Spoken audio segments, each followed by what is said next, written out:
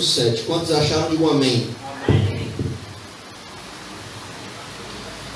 Quero que vocês saibam quanto eu estou lutando por vocês, pelos que estão em Laodiceia e por todos os que ainda não me conhecem pessoalmente. Esforço-me para que eles sejam fortalecidos em seu coração, estejam unidos em amor e alcancem toda a riqueza do pleno entendimento, a fim de conhecerem plenamente o mistério de Deus, a saber, Cristo. Nele estão escondidos todos os tesouros da sabedoria e do conhecimento. Eu lhes digo isso para que ninguém os engane com argumentos que só parecem convincentes. Porque, embora esteja fisicamente longe de vocês, em espírito estou presente, e me alegro em ver como estão vivendo em ordem e como está firme a fé que vocês têm em Cristo. Portanto, assim como vocês receberam Cristo Jesus, o Senhor, continuem a viver nele, enraizados e edificados nele, firmados na fé, como foram ensinados, transbordando de gratidão. Amém? Mantenha a sua Bíblia aberta. Bíblia aberta, mente aberta, Bíblia fechada, mente fechada. Amém? Nós iremos orar ao Senhor, pedir a direção, que Ele fale conosco, fale conosco nesta noite. Amém? Senhor Deus, estamos diante, Pai, da pregação da Tua Palavra. Deus, fala conosco através dela, nos instrui, nos consola, nos exorta, nos dá uma orientação, Pai. Fala conosco, que Teu Espírito venha aplicar esta palavra em cada coração nesta noite. E te peço, Deus, me usa, me direciona com Teu Espírito, para a glória do Teu nome, em nome de Jesus. Amém. Glória a Deus. Irmãos, na última oportunidade aqui, nós encerramos o capítulo número 1 e encerramos com Paulo mostrando aos crentes que estavam na cidade de Colossos o seu ministério, o seu apostolado, a qual ele foi chamado pelo Senhor para servir a igreja. Ele mostrou como ele estava se esforçando, como ele estava lutando, como ele estava se dedicando para que o Evangelho fosse propagado, para que o Evangelho fosse espalhado por todo o mundo e para que aquela igreja, como as demais, fossem edificadas. E Paulo encerra o capítulo 1, verso 29, dizendo que ele fazia tudo isto por intermédio da força não que vinha dele, mas da força que vinha de Deus, que o capacitava, que o esforçava.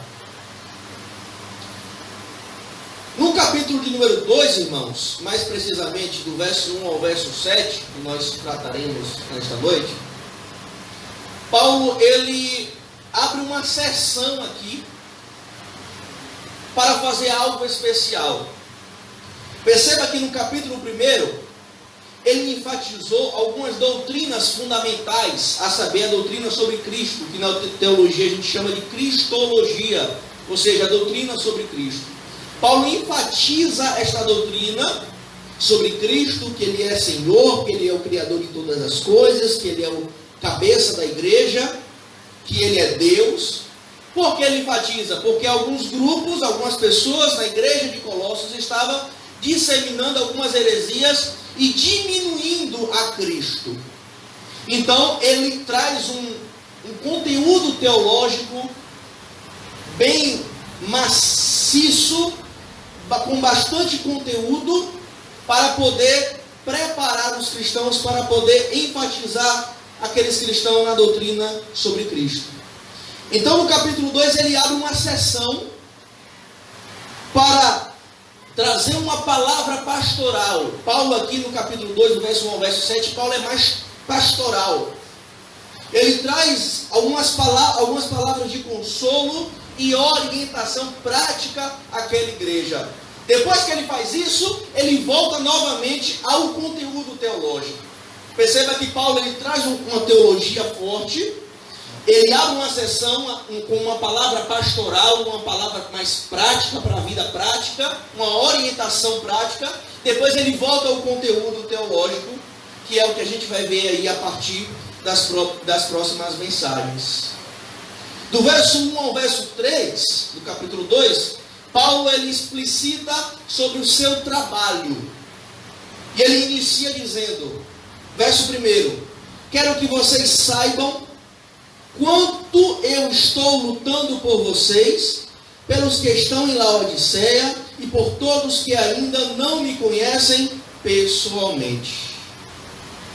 O que é que Paulo está relatando aqui aos Colossenses? Ele está dizendo para os Colossenses o quanto eles eram importantes para Paulo. O quanto eles tinham, quanta importância eles tinham para Paulo. E não só eles, mas os crentes da cidade de Laodiceia, que era uma cidade vizinha a Colossos, e todos quantos não o conheciam pessoalmente. Os crentes da igreja que estava na cidade de Colossos ainda não tinha conhecido Paulo pessoalmente. Lembre-se que Paulo estava preso aqui em Roma e ele ainda não tinha conhecido a igreja de Colossos. Mas Paulo disse, vocês são importantes para mim. Eu quero que vocês saibam o quanto eu estou lutando por vocês. E pelos de Laodiceia e por todos que não me conhecem pessoalmente.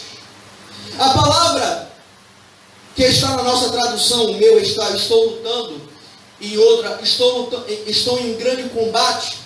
O termo grego agon era usado para as competições, aonde os competidores lutavam, se esforçavam, combatiam para poder vencer aquele esporte, aquela competição. É o mesmo termo que Paulo usa aqui. Eu estou lutando, eu estou me esforçando por vocês. Vocês são importantes para mim.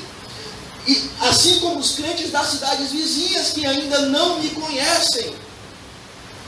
Essa cidade de Laodiceia, essa igreja de Laodiceia é a mesma que a gente vai ver em uma das cartas de Apocalipse, que João, tendo a visão, escreve as 7 cartas de Apocalipse, a última carta da igreja de Laodiceia. Amém? Tanto a igreja de Colossos, irmãos, como a igreja de Laodiceia, ela não foi fundada por Paulo. Até porque ela não conheceu Paulo ainda, pessoalmente, não tinha conhecido. Muito provavelmente, ela foi fundada, tanto a Laodiceia como a igreja de Colossos, foi fundada por Epáfras.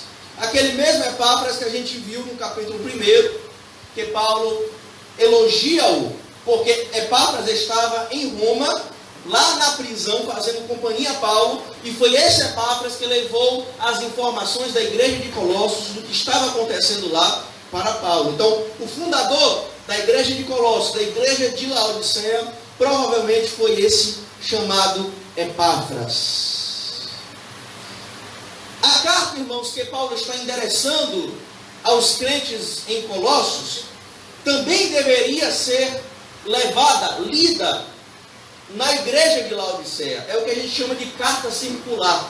Você vai ver que no finalzinho da carta aos Colossenses, Paulo vai dizer que a carta que ele enviou a Laodiceia também deveria ser lida em Colossos, assim como a carta de Colossos devia ser lida em Laodiceia, porque era chamada de carta circular, ou seja, a carta que Paulo escreveu para consolar os colossenses também deveria servir para consolar o de Laodiceia. Consolar como? Dizendo, eu me importo com vocês. Paulo está dizendo, eu me importo com vocês, eu não me esqueci de vocês.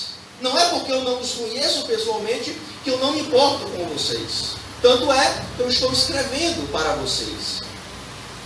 No verso 2, Paulo continua dizendo, esforço-me para que sejam fortalecidos em seu coração, estejam unidos em amor e alcancem toda a riqueza do pleno entendimento, a fim de conhecerem plenamente o mistério de Deus, a saber, Cristo.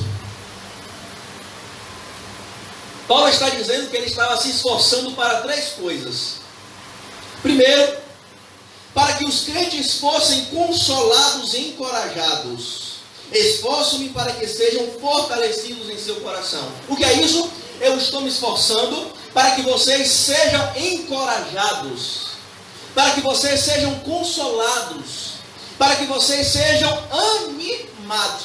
Por que será que Paulo estava se esforçando para isso? Porque Paulo sabia que um coração desanimado, irmão, ele é uma porta aberta para todo tipo de heresia entrar. Um coração desfalecido é uma porta aberta para entrar todo tipo de falso ensinamento. E na igreja de Colossos estava sendo ensinado várias heresias. E Paulo sabia que se o coração dos colossenses fosse desanimado, fossem desfalecidos, eles seriam atingidos por aquelas heresias. Então Paulo está dizendo: eu estou me esforçando para que o coração de vocês sejam animados. E é por isso, irmãos, que a gente precisa ser encorajado em nosso coração. A gente precisa ser animado constantemente. Porque se a gente deixar o coração desfalecer, desanimar, isso é uma porta aberta para todo tipo de mal, para todo tipo de falso ensinamento. Qualquer um pode, se aproveitando de um momento de fraqueza, nos enredar nos seus argumentos, nos seus falsos ensinos. Por isso que a gente precisa estar constantemente cultuando, a gente precisa ouvir sermões, a gente precisa meditar nas Escrituras, a gente precisa estar orando constantemente, a gente precisa estar em comunhão com Deus, para que o nosso coração seja encorajado. Porque se o nosso coração ele se esmorecer, irmãos, nós estaremos sujeitos a todo tipo de mal. E Paulo estava se esforçando para isso. A segunda coisa para a qual Paulo estava se esforçando, ele continua dizendo: para que vocês estejam unidos em amor. Ou seja, Paulo estava se esforçando para que os crentes de Colossenses fossem unidos em amor. Por quê? Porque uma igreja que é unida em amor, irmãos, ela permanece de pé. A igreja que não está unida em amor, ela perde o sentido de ser igreja e ela desmorona. Não existe, irmãos, comunhão, comunidade, igreja sem a união do amor. É um amor que nos une.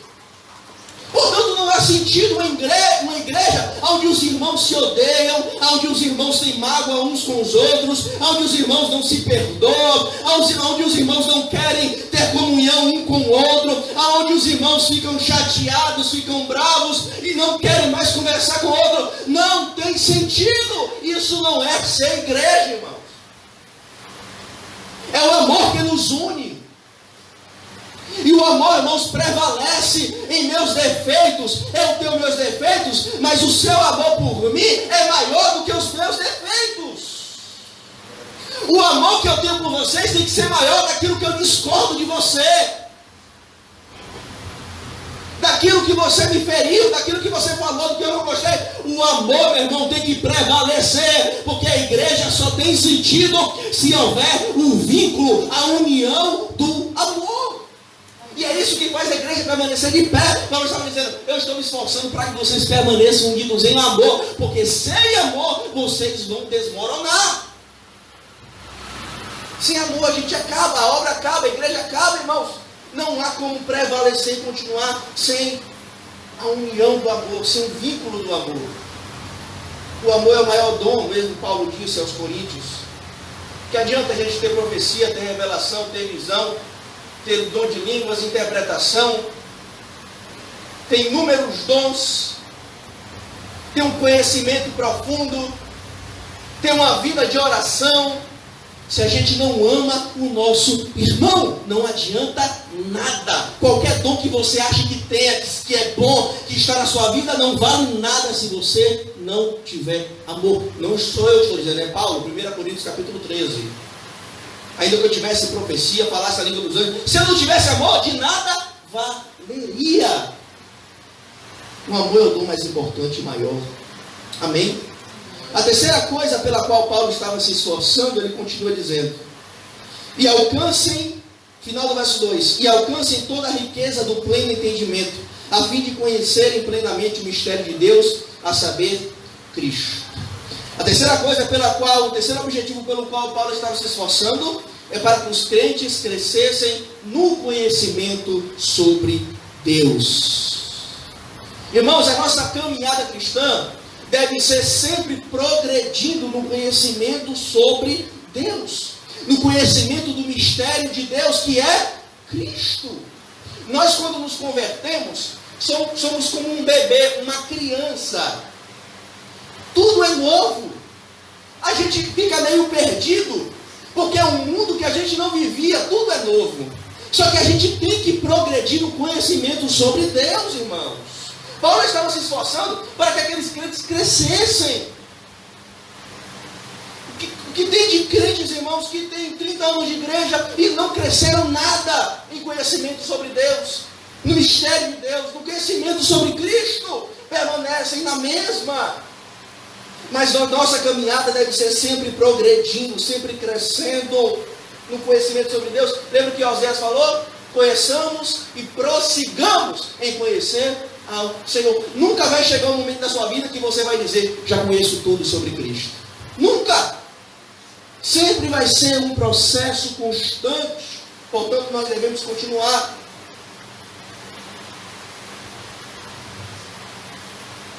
No verso de número 3, irmãos, Paulo diz que nele, em Cristo, estão escondidos todos os tesouros da sabedoria e do conhecimento. Tá, presbítero, eu devo crescer no conhecimento. Eu devo crescer, eu devo conhecer mais ao Senhor. E aonde está a fonte deste conhecimento? Paulo está dizendo, em Cristo. Em Cristo estão escondidos todos os tesouros da sabedoria e do conhecimento. Paulo parece estar refutando aqui aqueles falsos mestres na igreja de Colossos, que diziam o seguinte, que a sabedoria era conquistada através de um conhecimento místico.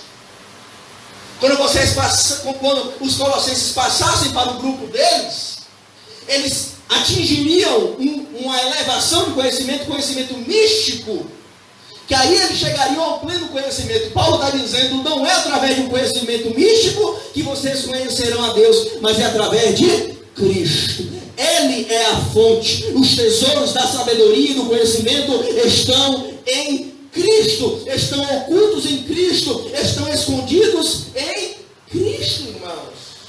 Portanto, não tem como a gente conhecer a Deus sem Cristo.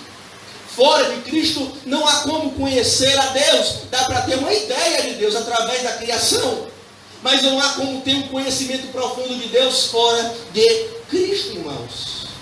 Agora, Paulo diz que esse conhecimento, essa sabedoria está escondida em Cristo. Em outras versões, está oculta em Cristo. O que isso quer dizer? Quer dizer que se está oculto, escondido, eu não posso buscar? Eu não tenho como buscar? Eu não tenho como desfrutar? Não. Muito pelo contrário. Paulo usa a expressão aqui de tesouro. É como se Paulo estivesse dizendo, o conhecimento sobre Deus, o entendimento, a sabedoria, estão como tesouros escondidos em Cristo. Portanto, a gente deve buscar. Portanto, a gente deve explorar estes tesouros para que a gente encontre e desfrute destes tesouros, irmãos. Estes tesouros estão escondidos em Cristo para serem conquistados, para serem explorados e para serem usados, para serem praticados. Não é para estar escondido e a gente não desfrutar. Engraçado que Paulo está dizendo isso aqui para todos os crentes de Colossenses. Ele não está falando só para o pastor. Ele não está falando só para o presbítero. Ele não está falando só para o mestre, para o teólogo. Ele está falando para todos os crentes. Porque o conhecimento sobre Deus que está em Cristo não está disponível para teólogos, irmãos. Está disponível para presbíteros, para obreiros, para pastores, mas para todos os crentes. Tem gente que acha que não, esse negócio aí, presbítero, esse negócio aí é para o teólogo. Não, esse negócio de entender sobre Deus, crescer em conhecimento, crescer em sabedoria, conhecer mais a Deus, conhecer mais a Cristo, esse negócio aí deixa para o estudioso, deixa para o erudito, deixa para o acadêmico. Não! Todos os crentes têm que conhecer a Deus, irmãos. Todos os crentes têm que ter conhecimento de Cristo. Que papo é esse que só teólogo tem que conhecer? É uma preguiça intelectual que tomou conta das igrejas, e principalmente as pentecostais. Uma cultura de preguiça intelectual, que as pessoas não querem buscar, não querem compreender, não querem se aprofundar tesouros, acham que o que sabe está bom. E Paulo está dizendo, busque estes tesouros que estão em Cristo, todos os crentes. É só pastor, a obrigação do pastor é entender a Bíblia e me explicar. A obrigação do pastor é pregar a palavra, para que você verifique, para que você examine a palavra, para que você aprenda com a palavra. Por isso que eu digo, irmãos, mantenha a sua Bíblia aberta.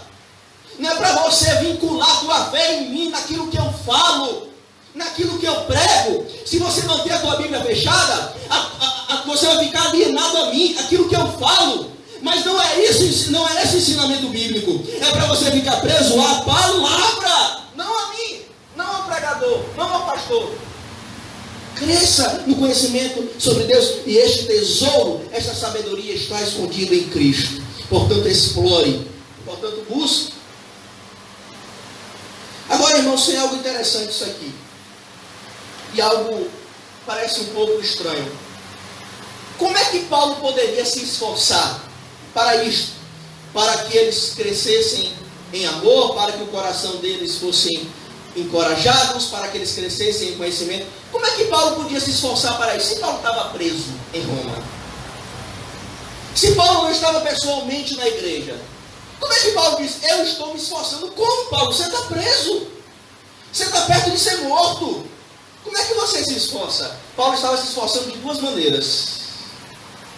Paulo estava se esforçando orando e instruindo.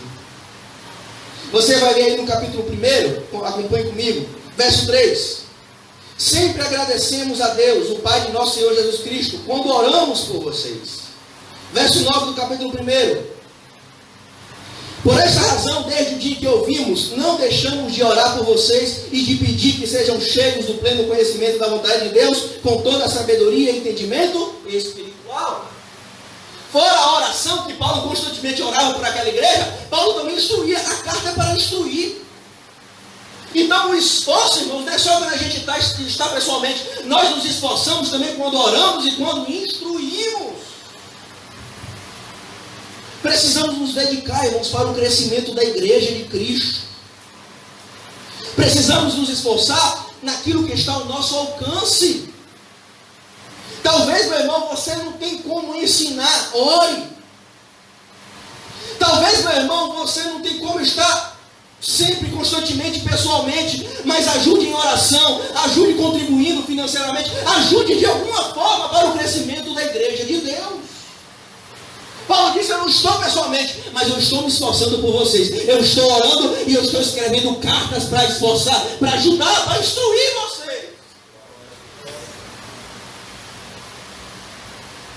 Tem gente que às vezes não é possível estar constantemente na igreja. Isso aqui não é desculpa para você não vir para a igreja não, viu, irmãos? Paulo não estava na igreja porque ele estava preso. Até onde eu sei, ninguém está preso aqui. Se tiver, tudo bem. Aí na cadeia você vai ficar orando pela gente. Isso aqui não é desculpa para você ficar em casa, sem vontade de vir para a igreja, e usar desculpa, não, eu estou orando pela igreja, não. Quando Paulo estava solto, ele estava constantemente na comunhão com os irmãos. Paulo só não estava com os irmãos porque ele estava preso pelo Evangelho. Então, a menos que você seja preso por causa do Evangelho, a menos que você seja impedido por alguma forma de não vir à igreja, você tem que estar na igreja. Mas você precisa se esforçar para o crescimento da igreja com aquilo que você está, com aquilo que está ao seu alcance. Amém? Do verso 4 ao verso 7, nós iremos ver aqui como devemos ficar firmados em Cristo para vencer as heresias. Verso 4. Acompanhe. Eu lhes digo isso para que ninguém os engane com argumentos que só parecem convincentes. Ou em outras versões, palavras persuasivas. O que Paulo está orientando a igreja aqui, irmãos? Lembra que havia falsos mestres tentando introduzir heresias, falsos ensinos, falsas doutrinas. Aí Paulo está dizendo, eu estou falando isso para vocês, que eu estou me esforçando por vocês, estou escrevendo para vocês, para que ninguém engane vocês com palavras persuasivas, com palavras que parecem ser convincentes. O termo que Paulo usa aqui para palavras persuasivas ou palavras sedutoras, é o pitanologia. Pitanologia é um termo que era usado para descrever um argumento que parecia haver sentido, mas não era verdadeiro. Esse termo aqui era usado para os advogados, que nos tribunais tinham um bom argumento, uma boa retórica, conseguia convencer o juiz, o público, para que o criminoso que cometeu o crime fosse absolvido, ou sua pena diminuída. É o poder de argumentação. É o camarada que tem conversa. É o camarada que tem lábia, que consegue lhe arredar, consegue lhe envolver. São palavras sedutoras. Paulo está dizendo, tenha cuidado para vocês não caírem nesta. Para vocês não serem enrolados. Para vocês não serem convencidos com palavras que parecem que têm sentido, parece que têm lógica, mas não são verdadeiros. Irmãos, nem todo argumento que parece ter lógica é verdadeiro. Se você pegar alguns ateus, alguns céticos, ele vai trazer um argumento para você que você vai falar, cabra, esse cabra tem lógica que ele está falando. Não é que tem sentido o que ele está falando? Se você pegar uns hereges, uns falsos líderes que a gente vê por aí, ele tem um poder de argumentação que consegue lhe convencer que você pare e fala, pai, tem sentido isso. Mas o que é que Paulo está dizendo? Nem tudo aquilo que parece ter sentido e lógica é verdadeiro. Você precisa passar pelo crivo da Bíblia, pela peneira da Bíblia. Por isso que Paulo disse, eu me esforço para vocês cresçam em conhecimento. Para quê? Para que vocês não caiam na lábia desses falsos mestres. Nessas palavras que parecem que têm sentido, mas são mentirosos. São palavras sedutoras, irmãos. Por isso que tem crente caindo com todo tipo de argumento, com todo tipo de palavras sedutoras e convincentes aí, e ficam conturbados, porque não querem aprender sobre as Escrituras. Aí é como um menino que é levado por qualquer evento de doutrina. Qualquer tipo de coisa que ouve de falsas religiões, já fica atribulado. Meu Deus, isso tem sentido. E alguns usam a própria Bíblia, pegando textos isolados, pegando versículos isolados, e mostram a você, rapaz, isso não é verdade que isso tem sentido mesmo? Por quê? Porque não está preparado na palavra de Deus. E Paulo está dizendo, cuidado, para que vocês não sejam convencidos por essas palavras. Então, irmãos, nem tudo que parece tem lógica é verdadeiro. Amém? Verso 5. Porque embora esteja fisicamente longe de vocês, em espírito estou presente. E me alegro em ver como estão vivendo em ordem e como está firme a fé que vocês têm em Cristo. O que Paulo está dizendo? Não é porque eu estou ausente, não é porque eu não estou aí presente fisicamente que eu não me importo com vocês. Provavelmente esses falsos mestres, eles estavam dizendo o seguinte, para tentar convencer os colossenses. Rapaz, você está aí ouvindo coisa de Paulo? Paulo abandonou vocês. Paulo nem aqui veio. Paulo nem conhece vocês. Vocês nunca viram a face, nem a cara de Paulo vocês nunca viram. Vocês conhecem sobre as doutrinas, sobre os ensinos, através de Epáfras, que é um discípulo dele. Para com isso, para de ouvir esse Paulo. E Paulo está dizendo, eu não estou aí fisicamente, mas eu estou em espírito. Eu me importo com vocês. Esse está em espírito aqui, alguns comentaristas divergem. Alguns acreditam que está em espírito com vocês, Paulo estava se referindo ao Espírito Santo. Ou seja, pelo Espírito Santo, eu tenho conhecimento do que está acontecendo. Eu tenho comunhão com vocês. Eu sei o que está acontecendo aí, através do Espírito Santo. Outros acreditam que Paulo está fazendo aqui o contrário de estar em corpo. Eu não estou fisicamente, mas o meu pensamento, o meu coração, o meu sentimento está com vocês. Por que é tão difícil traduzir assim, presbítero? E eles divergem na interpretação. Porque o termo espírito no grego é o mesmo que é usado para espírito de Deus, para espírito do homem, para fôlego de vida, para vento, para pensamento.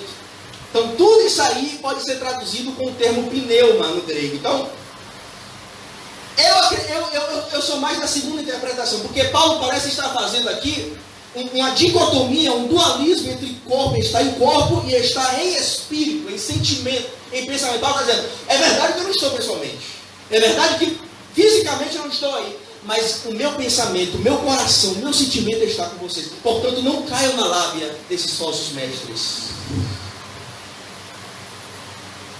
Agora, irmãos, Paulo termina o verso 5 dizendo que ele se alegrava, Paulo estava alegre, porque mesmo diante desses ataques que a igreja de Colossos estava sofrendo, eles estavam em ordem e estavam firmes na fé em Cristo. Agora, o que é interessante, que mesmo Paulo estando ciente que a igreja estava firme, isso não impediu de Paulo instruir a igreja. Paulo está dizendo, eu estou alegre, vocês não estão se deixando levar pelos falsos ensinos, eu estou alegre que vocês estejam firmes, mas isso não impediu de Paulo continuar instruindo a igreja. Não é porque eu penso que eu estou de pé, irmãos, que eu estou firme, que eu não devo mais aprender ser instruído. É por isso que a gente tem que estar constantemente sendo instruído, sendo guiado.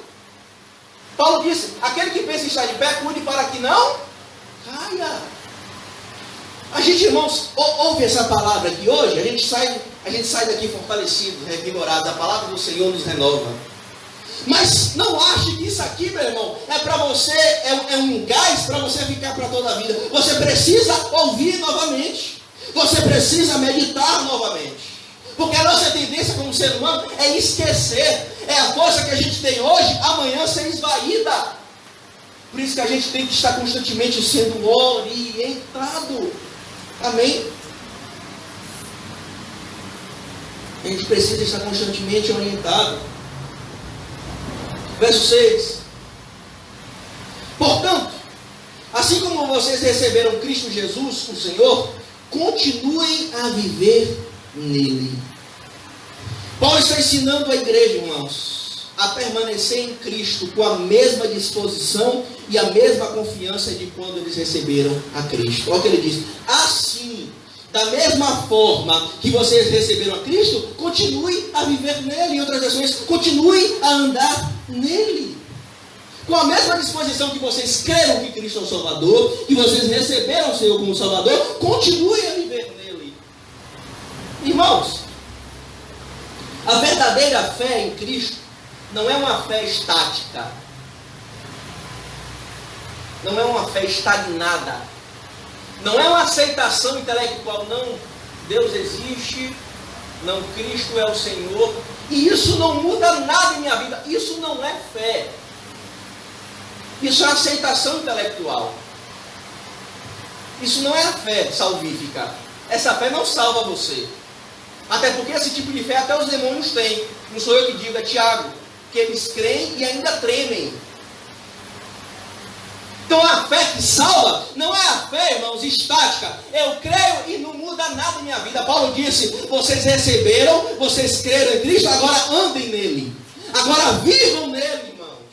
A fé em Cristo tem que me fazer mudar os meus sentimentos, os meus pensamentos, as minhas atitudes e as minhas práticas. Se alguém diz que crê em Cristo, que recebeu a Cristo, mas o coração continua podre, cheio de rancor, cheio de ódio, a mente impura, as mesmas práticas pecaminosas, esta fé não é verdadeira.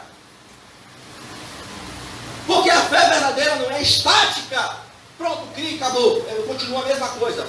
Quando eu recebo a Cristo, meu irmão, eu mudo completamente de caminho, de orientação.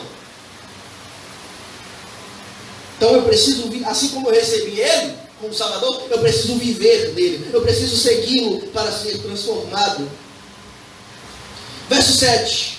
Vocês precisam continuar a viver em Cristo para, verso 7, enraizados e edificados nele, firmados na fé, como foram ensinados, transbordando de gratidão. Paulo usa duas analogias, dois exemplos aqui. Ele diz, vocês precisam viver em Cristo e estarem enraizados e edificados. Primeira analogia, enraizado. Aqui ele usa o exemplo da agricultura. É uma planta que está com a sua raiz aprofundada, está firme. Vem vento, vem pessoas tentando arrancar, mas ela não é arrancada, ela não é destruída, porque ela está enraizada. Segunda analogia da arquitetura, edificação, uma casa bem edificada, com alicerce sólido, com a estrutura boa. Paulo está dizendo, vocês precisam estar, assim como a planta está enraizada, e assim como uma casa, um edifício está bem alicerçado, fundamentado, vocês precisam estar assim em Cristo. Porque se vocês não estiverem enraizados, firmes, fundamentados em Cristo, vocês serão levados por qualquer coisa, por qualquer falso argumento, por qualquer falso ensino, pelas falsas religiões. As falsas religiões vão lhe abocanhar, irmãos, porque você não está firmado em Cristo, mas aquele que está enraizado em Cristo, aquele que está fundamentado na rocha, na pedra de esquina, na pedra, no alicerce, não é levado pelas provas, pelas lutas, pelas adversidades, pelas heresias, mas ele permanece firmado em Cristo. Pode adorar a Ele nesta noite. Será que você pode adorar a Ele se você está firmado nele? Adore o nome dEle nesta noite, meu irmão. Quer vencer, meu irmão? Quer permanecer de pé? Esteja firmado, esteja enraizado em Cristo. Glória. Cristo. Louvado seja Deus. Glória a Jesus. Cristo é suficiente. Mas Paulo diz que eles deveriam estar enraizados, edificados e firmados na fé, como foram ensinados. A igreja de Colossos aprendeu sobre Cristo através de Epáfras, seu cuidador. E Paulo está dizendo, vocês vão permanecer firmes, edificados em Cristo, como vocês foram ensinados, irmãos. Entende a importância de ser ensinado? É ensinado que a gente aprende como está enraizado em Cristo, como está edificado em Cristo. Tem gente que não está firmado em Cristo, não está edificado em Cristo, porque não quer ou não foi ensinado. Em algumas igrejas é porque os líderes foram negligentes, não ensinaram. Em outras vezes, e nem isso é desculpa, porque se a pessoa não está sendo ensinada em igreja, vai para outra que vai ser ensinado o Evangelho. Se não está ouvindo o Evangelho na igreja, vai para uma que prega o Evangelho. Então não é desculpa. Mas há líderes negligentes. E há pessoas que não querem. É por isso que não estão firmados, enraizados em Cristo. É por isso que qualquer vento, qualquer coisa, qualquer falsa religião e heresia atribula a ele. Porque ele não quer ser ensinado, ele não foi ensinado. E Paulo termina o verso 7 dizendo que isso tudo é para eles transbordarem de gratidão. Enraizados e edificados nele, edificados na fé, como foram ensinados, transbordando de gratidão. Irmãos, o relacionamento com Cristo nos faz transbordar de gratidão. Tudo que nós fazemos para Deus, irmãos, é por gratidão por tudo aquilo que Ele já nos fez. Se você está fazendo alguma coisa para alcançar o favor de Deus, você está errado, ensinaram errado, você aprendeu errado. Tudo que a gente faz, tudo que a gente entrega para Deus, santificação, oferta, dízimo, tudo que a gente faz, até amar a Deus, a gente faz isso porque Ele nos amou primeiro. É tudo por gratidão. Porque eu cumpro os mandamentos, eu me esforço para obedecer, para me santificar. Não é para ser salvo, irmãos, para com isso. Ninguém é salvo por esforços. Nós somos salvos pela fé, no sacrifício de Cristo. E por que eu obedeço os mandamentos? Porque eu me esforço em me santificar para agradecer por tudo aquilo que Ele fez por mim. Tudo que eu faço para Deus é por gratidão. E não para Deus ser obrigado a me dar alguma coisa. Tem gente que acha que Deus é obrigado. Deus não é obrigado a nos dar nada, nenhum ar que nós respiramos. E tudo que nós devemos fazer para Deus é por gratidão. Amém? Se coloque em pé nesta noite em nome de Jesus.